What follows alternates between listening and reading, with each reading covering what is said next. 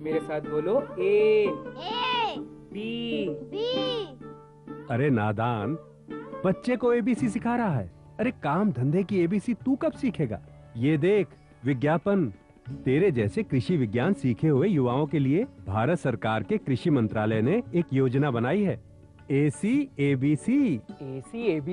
जी हाँ, ACABC यानी agree clinics और एग्री बिजनेस सेंटर। इसके तहत कृषि विज्ञान पढ़े युवाओं का चयन होने पर उन्हें मुफ्त ट्रेनिंग दी जाती है और हाँ, अपना कारोबार चलाने के लिए बैंक से लोन भी मिलता है। इसके साथ ही अगर युवा अपने इलाके के किसानों की खुशहाली के लिए उन्हें खेती बाड़ी व अपने कारोबार से जुड़ी लाभदायक जानकारी देते रहेंगे तो उन्हें लोन पर 36 से 44% तक की सब्सिडी भी मिलेगी। तब तो मैं जरूर सीखूंगा काम धंधे की एबीसी। शाबाश। चलो अपनाएं स्वरोजगार, खेती में हो विकास अपार, खुशबू की फुहार में, स्वाद की बहार में, तरक्की की तानों में, खिलती मुस्कानों में, हरे भरे पौधों में, बड़े बड़े सौदों में, मधुर भिनभिनाहट में, खुशियों की आहट में। NHM बागवानी मिशन, हमारी चाहत आपकी मुस्कुराहट।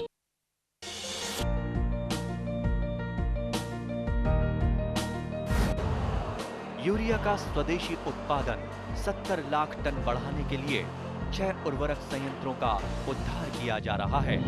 FCIL के गोरखपुर, सिंदरी, तलचर और रामागुंडम संयंत्र, HFCL की बरौनी इकाई और BVFCL की नामरू फोर्थ। सोने पर सुहागा ये है कि देश में अब बनेगा सिर्फ नीम लेपित यूरिया, क्योंकि इससे होगा किसानों का फायदा ही फायदा। अनाज का उत्पादन 10% तक बढ़ेगा। बढ़ेगी 10 से 15% नाइट्रोजन क्षमता।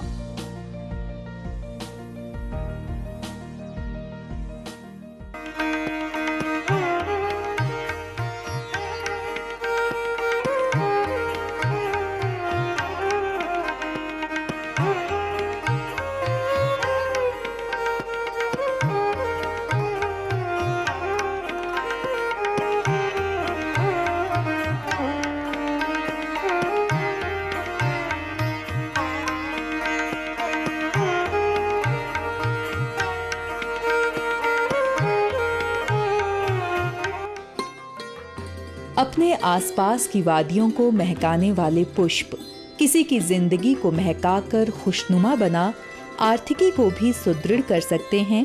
ये जान हमारे कई किसान बागवान इसे व्यवसाय के तौर पर अपनाने में बढ़ चढ़कर आगे आ रहे हैं। जहां पहले खुले में फूलों की खेती की जाती थी और कई मुश्किलों का सामना इन्हें उगाने से पूर्ण रूप में तैयार करने तक करना पड़ता था, उन सभी बातों को ध्यान में रखते हुए वैज्ञानिकों ने संरक्षित फूलों की खेती का नया तरीका खोज निकाला है। पॉली हाउस में फूलों की खेती करना किसानों बागवानों के लिए कई मुश्किलों से निजात दिलाने वाला तरीका बन चुका है। पुष्प एवं सौंदर्य विभाग नौणी में पॉली हाउस में फूलों की खेती काफी कामयाब रही। कौन कौन से फूलों को पॉली हाउस में उगाया जा सकता है, किन फूलों को गमले में लगाना उचित है, विभिन्न फूलों के लिए कितनी नमी और तापमान की आवश्यकता रहती है, फूलों पर कीटनाशक का स्प्रे कब करना चाहिए, ऐसे कई पहलुओं पर डॉक्टर YC गुप्ता के विचार हमने जाने। पॉली हाउस में फूलों की खेती जानवरों के आतंक से तो सुरक्षित रहती ही है, साथ ही फूलों की उत्पादकता और क्वालिटी भी अच्छी बनी रहती है। यदि भूमि कम उपजाऊ है तो भी फूलों की खेती करने वालों को निराश होने की जरूरत नहीं, क्योंकि गमलों में स्वयं तैयार की गई खाद डालकर अच्छे फूल प्राप्त किए जा सकते हैं। सबसे अच्छी बात ये कि फूलों की खेती में पूरे साल पुष्प उत्पादित किए जा सकते हैं और लगातार काम कर धीरे धीरे पैसा भी घर आता जाएगा। किसान भाइयों, हिमाचल प्रदेश में पॉली हाउस में मुख्यतः लगाया जाने वाला पुष्प कार्नेशन, जो कि ये जो विभाग है विश्वविद्यालय का, इसको नेशनल रेपोजिटरी ऑफ कार्नेशन का स्टेटस मिला हुआ है।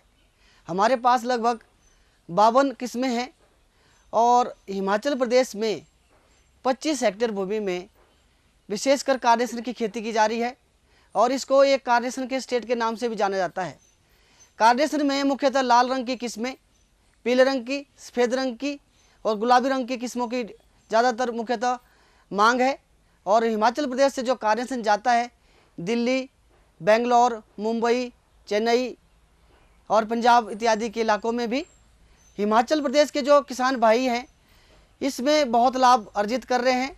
और इसकी जो मुख्यतः बीमारी है वो है फ्यूजेरियम और जो कीड़ा है वो है माइट। तो इसलिए विशेषकर किसान भाइयों को चाहिए कि जब भी किसान इसकी खेती करते हैं तो पॉली हाउस को स्टरलाइज करना ज़रूरी है, जो कि फॉर्मेल्डिहाइड से करते हैं। 1 लीटर फॉर्मेल्डिहाइड 7 लीटर पानी में डाल के पॉली हाउस में खेती करने से पहले इसकी ड्रेंचिंग कर देते हैं। और किसान भाइयों, इसके लिए जो मीडियम पाया गया है 2 भाग मिट्टी, 1 भाग कोकोपीट और 1 भाग इसमें सड़ा हुआ गोबर की खाद डाल दे और उसको स्टरलाइज करके इसमें कारनेशन की पौध लगा सकते हैं। तो इस तरह करने से किसान भाइयों को इसमें बहुत लाभ मिलता है। और इस तरह हमारे अभी कारनेशन जैसे खिलना स्टार्ट हुआ है, इसकी विशेषकर हार्वेस्टिंग स्टेज जिसको पेंट ब्रश स्टेज कहते हैं उस तरह निकालने से 20 कारनेशन की डंडियाँ एक बंच बना के उनको हम पानी में डालते रहते हैं, उसके बाद बंच करके और उनको डब्बों में भर देते हैं। और जो वातानुकूलित वाहन होते हैं रेफ्रिजरेटेड वैन, उसमें इनको मंडियों में ले जाया जाता है। जो मध्यम वर्ग के इलाके और ऊंचे पर्वतीय क्षेत्र हैं वहाँ पॉली हाउस में लगाया जाने वाला मुख्यतः पुष्प जिसको हम अल्स्ट्रोमेरिया कहते हैं या पेरुवियन लिली, ये केवल भारतवर्ष में ऊटी में जो तमिलनाडु राज्य में है और हिमाचल प्रदेश में चैल में मोहगबाग में इंट्रोड्यूस किया गया था। इस विभाग द्वारा इसकी 9 किस्में बाहर से लाई गई हैं और इनको यहाँ देखा जा रहा है। आमतौर पे अल्स्ट्रोमेरिया को राइजोम द्वारा तैयार किया जाता है और इसके लिए ठंडा वातावरण होना ज़रूरी है। ज़मीन का टेम्परेचर या तापक्रम अगर 17 डिग्री सेंटीग्रेड से ऊपर चला जाता है तो इसमें पुष्प आना बंद हो जाते हैं। इसलिए ध्यान रहे कि इसके लिए जो तापक्रम की विशेष ध्यान रखा जाए। और ये खूब उपजाऊ ज़मीन में होता है और सारी साल ये पुष्प दे सकता है जहाँ तापक्रम 17 डिग्री सेंटीग्रेड रहता है। और इसके फूल एक पौधे में जब जितना पुराना होता जाएगा उतनी ही फूलों की संख्या बढ़ती जाएगी। तो किसान भाइयों, इसको एक नया पुष्प है, विविधीकरण के लिए ये बहुत ही उपयुक्त पाया गया है। अगर आप इसकी खेती करते हैं पॉली हाउस में तो आपको लाभ अवश्य मिलेगा। अगर हम कंदीय पुष्पों का स्वर्ग कहें तो ठीक होगा, क्योंकि कंदीय पुष्पों के लिए हिमाचल प्रदेश, उत्तराखंड, जम्मू कश्मीर और नॉर्थ ईस्टर्न इंडिया उसमें सबसे उपयुक्त जलवायु पाया गया है। विशेषकर लिलियम जो है शेड नेट के अंदर लगाया जाता है। हिमाचल प्रदेश में इसकी खेती बहुत ही अच्छी तरह से की जा रही है, जैसे सिरमौर में, शिमला में और कांगड़ा में, पालमपुर इत्यादि जो इलाके हैं वहाँ किसान भाई इसकी खेती करते हैं। इसको कंदों द्वारा तैयार किया जाता है जिसको बल्ब्स कहते हैं और इसमें स्केल्स होते हैं। इसमें 3 तरह के ग्रुप हैं, एसिटिक लिलियम, ओरिएंटल लिलियम और एलए हाइब्रिड्स। जो एशियाटिक होती है उसमें फ्लावर साइज छोटा होता है, पत्तियां छोटी होती हैं लेकिन नंबर ऑफ फ्लावर ज़्यादा होते हैं। जो ओरिएंटल लिली है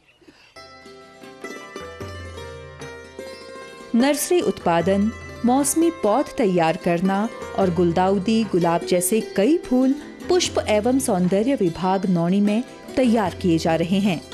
इनके द्वारा संरक्षित फूलों की खेती करने वाले बागवानों को फूलों की खेती करने के विभिन्न तरीकों की जानकारी प्रदान की जाती है, क्योंकि सभी फूलों की खेती का तरीका एक सा नहीं रहता। गुलाब की ही अगर बात की जाए तो इसकी अलग अलग किस्मों के लिए अलग अलग तापमान की आवश्यकता रहती है। पॉली हाउस में गुलाब की खेती के लिए टॉप वेंटिलेशन जरूरी है, नहीं तो कई रोग इसके पौधों को लग सकते हैं और अच्छी गुणवत्ता वाला पुष्प हमें नहीं मिल पाएगा। जो मुख्य पुष्प यहाँ पर है वो कार्नेशन है, जिसमें सफेद, लाल, गुलाबी फूल की सबसे ज्यादा मांग बाजार में रहती है। इन फूलों को बीमारियों से बचाने के लिए पॉली हाउस को स्टरलाइज करना जरूरी है। उसमें पुष्प जो है सुगंधित होते हैं, बहुत बड़े होते हैं और बहुत ही अट्रैक्टिव होते हैं। जो LA हाइब्रिड है वो इन दोनों के बीच में और विभिन्न रंगों में पाया जाता है। आमतौर पे लिलियम की पीले रंग की किस्में, सफ़ेद रंग की किस्में और गुलाबी किस्मों की बहुत डिमांड है।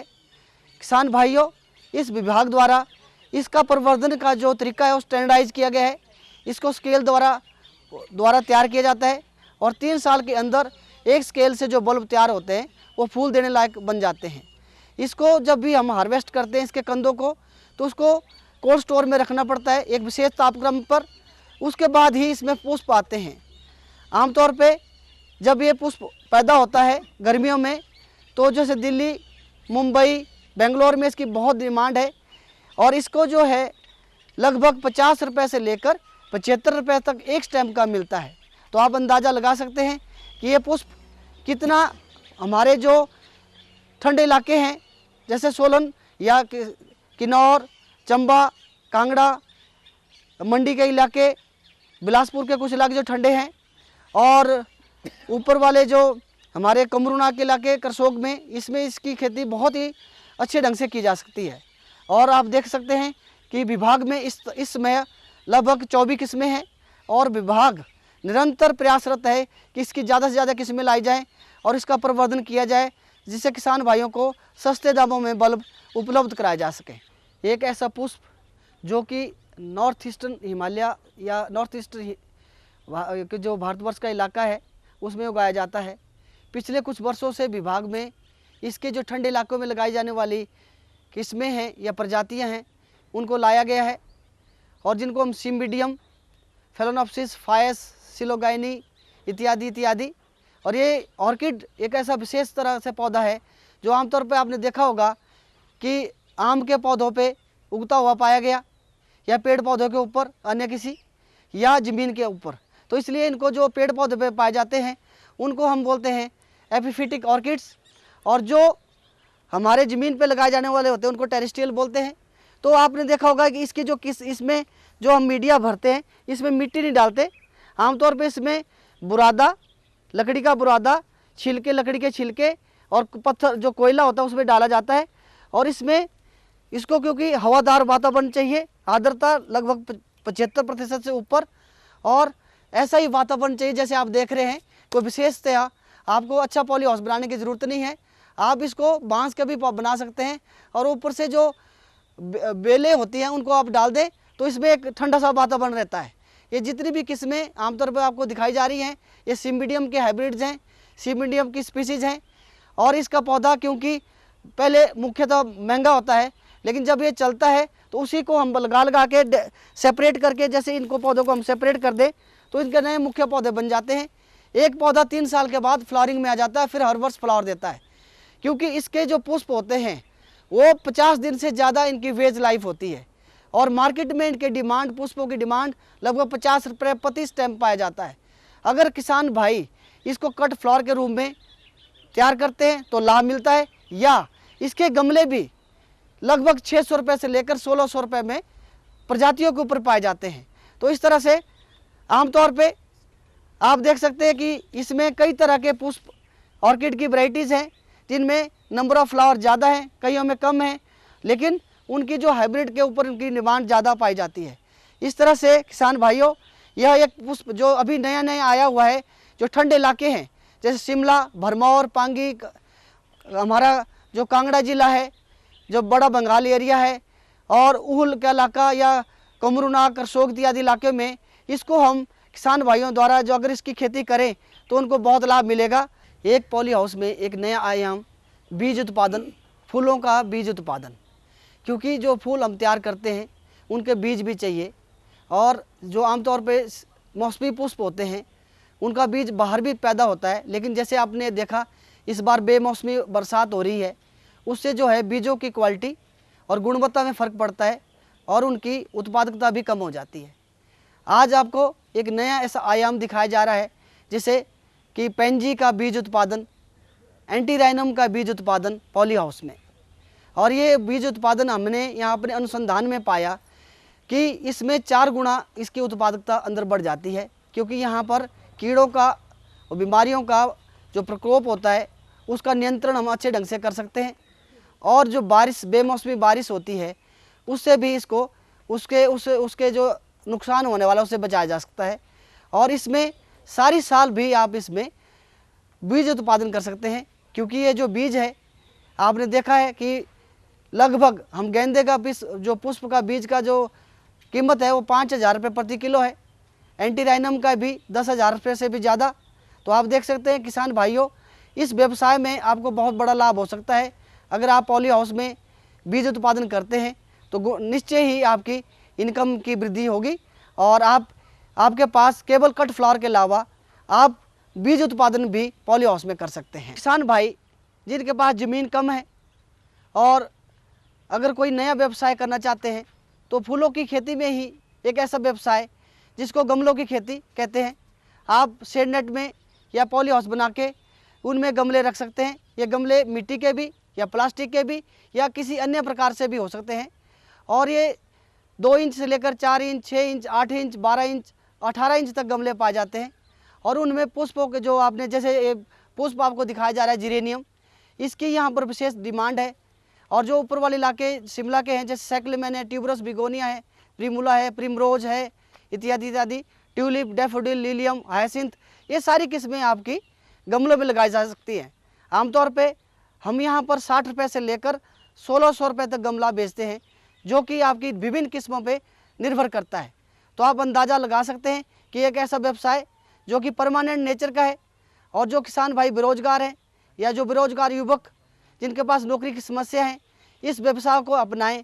जिस तरह से समाज में ज़मीन कम हो रही है, बड़े बड़े घर बनाए जा रहे हैं, कार्यालय बनाए जा रहे हैं, उसमें इन चीज़ों की डिमांड बढ़ेगी, क्योंकि वातावरण को शुद्ध रखने के लिए सजावटी पौधों का बहुत ही मुख्य रोल है। आप देख सकते हैं कि कुछ किस्में ऐसी हैं जो मच्छरों को कंट्रोल करती थी जैसे जिरेनियम, या कुछ किस्में ऐसी हैं जिनको अगर हम घरों में लगाएं जैसे किचन में या आपके टॉयलेट में, तो वहाँ की जो दुर्गंध या कार्बन डाइऑक्साइड उत्पादन होती है उसको कम करती है। तो आप देख सकते हैं कि ये आपको एक नया जीवन जीने का राह देते हैं और आपके वातावरण को शुद्ध रखते हैं और शुद्ध रखने के साथ साथ आपकी इनकम में भी इजाफा करते हैं। तो आप इस पुष्प व्यवसाय में तरह तरह के जो व्यवसाय फूलों की खेती में पॉली हाउस में हो सकते हैं, आपको बता दिए गए हैं। आपको कोई अगर समस्या होती है या आप इसके बारे में जानकारी चाहें तो विभाग से संपर्क कर सकते हैं, जिसका कोड है 01792 252 276। यह हमारा नंबर है। और जो मोबाइल नंबर है 9418108902, आप इसमें अपना संपर्क कर सकते हैं। और जो किसानों की हेल्पलाइन है उसमें भी आप संपर्क करें और इस तरह से आप फूलों की खेती में बढ़ चढ़कर भाग लें और हिमाचल प्रदेश को एक समृद्ध राज्य के रूप में आगे उभार कर लाएं। अगर फूलों की संरक्षित खेती करते हुए कुछ नए फूल आप हर मौसम में बाजार में उपलब्ध करवा पाते हैं तो निश्चित रूप से कामयाबी आपके कदम चूमेगी।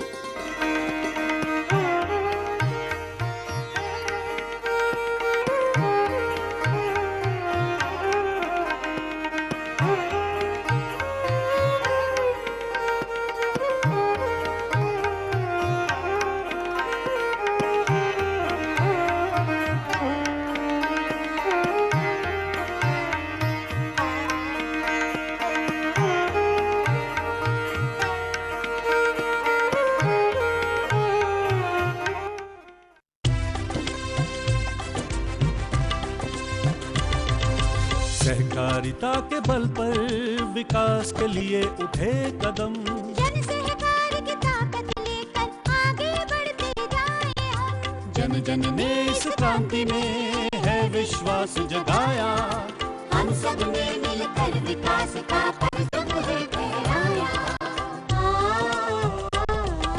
सहकारिता है अपने विकास की पहचान, नए दौर में सहकारिता ही भारत का अभिमान। कृषि मंत्रालय भारत सरकार द्वारा जनहित में जारी।